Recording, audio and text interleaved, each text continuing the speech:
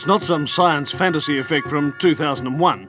This electronic display, emanating from Australia's largest computer, is a picture of the condition, past, present and future of planet Earth.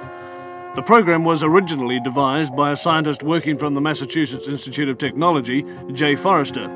It was developed under the auspices of the Club of Rome by an MIT research team to present a complex model of the world and what we humans are doing to it.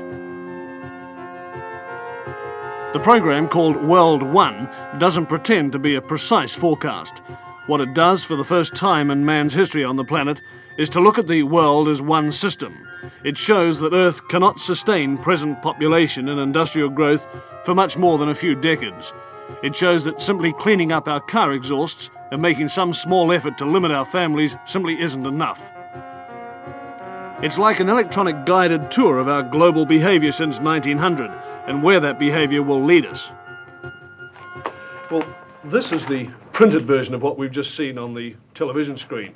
And what looks at first to be just a maze of computer characteristics is really a system of very simple graphs which project what's going to happen to the planet over the next 150 years if we don't do something drastic to stop it. Down the left-hand side of the graph is the date, 1900, 1940, 1980, 2020, right down to 2060. Now, each of these lines of letters represents a curve showing some aspect of the condition of the planet. The further out this way they go, the greater that figure is. The further this way, the less. For example, P represents population. So here it is at 1900, and then it comes up to 1940, it starts to take off. Here we are at 1980, up to the turn of the century, and then it starts to peter off.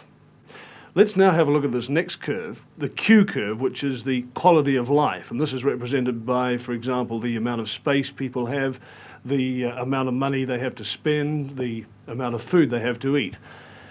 Now, it increases rapidly up to 1940, but from 1940 on, the quality of life diminishes. And here we are about the turn of the century, and we come up to the year 2020, and it's really come right back. More people, of course, means that you start to chew up your supply of natural resources. And this is this curve here, the N curve. And it shows that slowly but steadily, the pool of natural wealth in the world, natural resources, minerals, oil and so on, is slowly but steadily diminishing. So this is the situation. As population increases, the quality of life decreases and the supply of natural resources decreases. But have a look at this curve here. This is called the Z curve, and it represents pollution. Now, predictably enough, as the population increases up to 1980, pollution increases. There's more rubbish. But from 1980 to the year 2020, pollution really takes off. This is assuming, of course, that we don't do anything about it. So the year 2020, the condition of the planet starts to become highly critical. And if we don't do anything about it, this is what's going to happen. The quality of life is going to go right back to practically zero. Pollution is going to become so serious, right out here, that it will start to kill people. So the population will diminish. Right back here, less than it was in the year 1900. And at this stage, around about the year 2040, 2050, civilized life as we know it on this planet will cease to exist. Well, hopefully, of course, it won't be allowed to happen. But it's taken this kind of shock treatment to nudge governments into doing something, and slowly we are. We're starting to clean up our atmosphere. We're starting to recycle our rubbish. We're doing something positive about population control. But so far, our efforts have really been just a drop in the ocean. The Club of Rome comprises some 70 men of widely varying backgrounds, but their common concern is that the world problems cannot be solved by individual nations. I spoke with Professor Hugo Tiemann, director of the Battelle Institute, Geneva, Dr. Aurelio Pache, founder of the club, and Dr. Alexander King, director of the World Bank and the United Nations OECD. Dr. King, now you're describing the world as a closed system where all these things are interrelated, and yet the government, the control of the system is by individual nation states. Now, how do you convince them to cooperate? The sovereignty of these nations is no longer as absolute as it was. There's a gradual diminishing, whittling away of sovereignty, little bit by little bit. Especially, of course, in the smaller countries where it's more obvious. But the bigger countries have to do a good deal of this by agreeing to international arrangements for the law of the seas, or for the limits of fishing, or for control of the wavelengths in radio, and 101 other things. But especially in the technological field, I think this is going to be increasingly so because of developments next year. I was at an important meeting in Washington a couple of weeks ago, and Peterson, the former Secretary of Commerce, was saying the same thing from an economic point of view, that the general world economic situation, the interdependence of countries on their food and fuels and so on, is leading to an interdependence which has seeds of draining away of sovereignty within it. So I don't think one can envisage an idealistic of jumping to a world federalism or anything of that sort.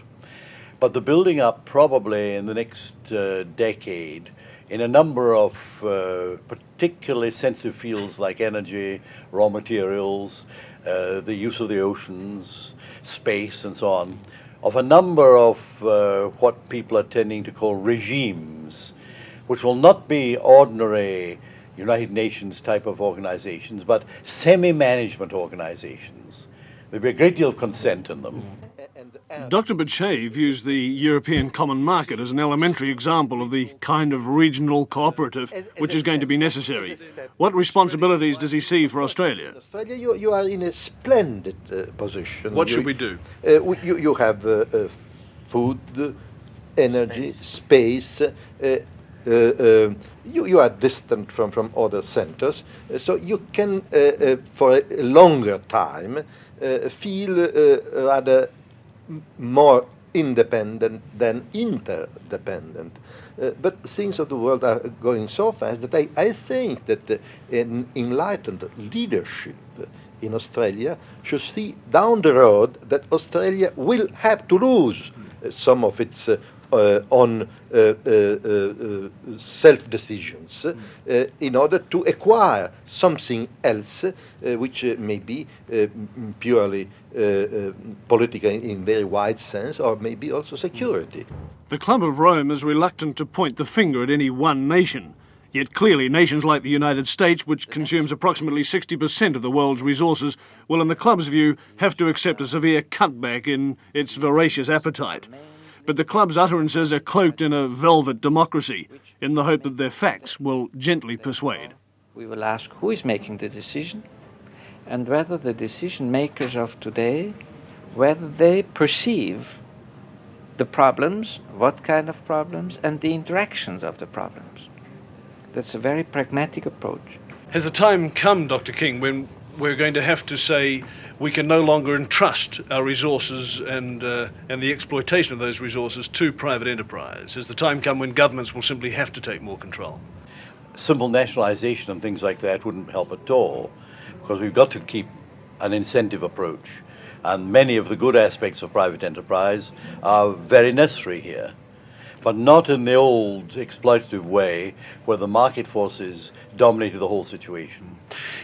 Dr. Pichai, can you tell me what my lifestyle will be in 100 years' time? What sort of car I'll drive, what sort of house I'll live in, what sort of food I'll be eating? Probably you will have a smaller car. You will use more common transport means. You will work many far less hours.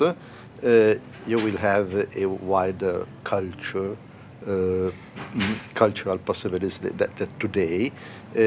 You will not be so much pressed by immediate needs, because through technology, organization of the markets, the basic needs will be taken care of.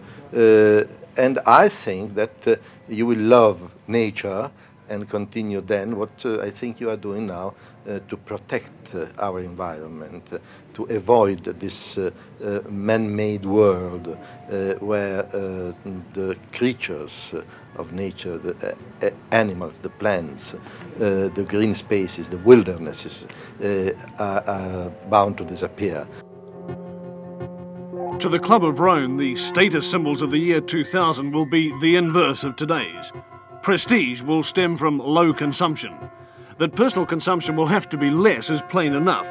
But for that privation to be seen as prestigious would seem to indicate some radical rethinking, at least for the fat cats of the planet.